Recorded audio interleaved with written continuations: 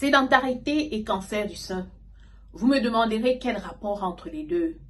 Eh bien, il y a un rapport, il y a une corrélation entre la sédentarité et le cancer du sein. Je vous explique. La sédentarité, c'est le fait de rester pendant de longues heures en position assise ou alors allongée. Alors, le mode de vie actuel est un mode de vie en majorité sédentaire. Il y a le télétravail qui est là. Les personnes travaillent à partir de la maison. Ils restent de longues heures assises et ne bougent pas assez. Le mode de vie est un mode de vie sédentaire. Même les personnes qui travaillent hors de la maison passent la journée entre les voitures, dans leur voiture, et puis de la voiture dans un bureau où on est encore en position assise. Ce qui fait qu'on passe la majorité de la journée assis. Ça, c'est une vie sédentaire. Alors, lorsqu'on passe beaucoup de temps assis, comme la plupart des personnes le font, on développe une surcharge pondérale parce qu'on ne bouge pas beaucoup. Et on peut se retrouver en surpoids ou même obèse. Et nous savons que l'obésité est un facteur de risque du cancer. Ainsi, la sédentarité devient aussi un facteur de risque du cancer. En effet, la sédentarité serait responsable de 11% des cancers du sein. Ce risque est diminué de 20 à 30% juste par l'activité physique.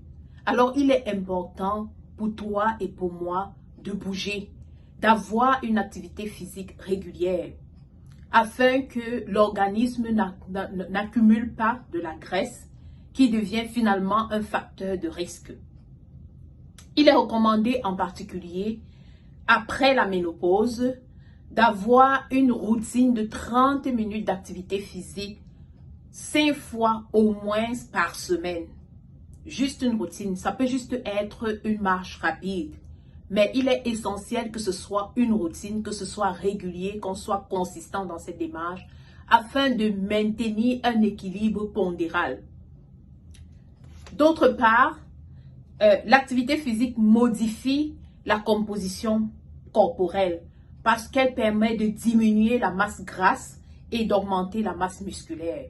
Donc, il ne s'agit pas ici de faire du sport de compétition, mais juste de développer une routine dans laquelle on bouge régulièrement. Alors, même si vous travaillez de la maison, vous faites du télétravail, il est important d'avoir un moment dans la journée, probablement en fin de journée, pour marcher, pour sortir de la maison et marcher et bouger. Si vous êtes tout le temps dans votre voiture, vous allez au travail en voiture et puis vous passez la journée au travail assis, il est important que le soir, au retour, que vous ayez une routine où vous faites de l'activité physique afin de ne pas développer une surcharge pondérale et de ne pas, par la suite, créer un environnement corporel où le cancer pourrait se développer. Elle permet d'améliorer l'immunité cellulaire. Elle permet de bloquer les voies cellulaires favorables à la prolifération cellulaire. On sait que le cancer, c'est tout simplement une multiplication anormale des cellules dans l'organisme. Alors, lorsqu'on bouge, lorsqu'on a une bonne routine d'activité physique, on prévient cette prolifération, on prévient ce développement anormal des cellules cancéreuses dans son corps. 3 heures par semaine d'activité physique, même modérée, serait une bonne chose. Il faut avoir une activité physique suffisante, régulière et surtout prolongée tout au long de la vie. Donc ici, il est question de développer une routine d'activité physique qu'on va maintenir tout au long de la vie. Comme je l'ai dit plus tôt, il n'est pas question de faire du sport de compétition, mais juste développer une bonne routine. Ça peut être la marche quotidienne de 30 minutes.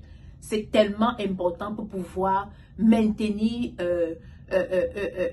un équilibre pondéral, pour ne pas développer du surpoids, pour ne pas développer de l'obésité et finalement de créer un environnement qui permettrait au cancer de se développer.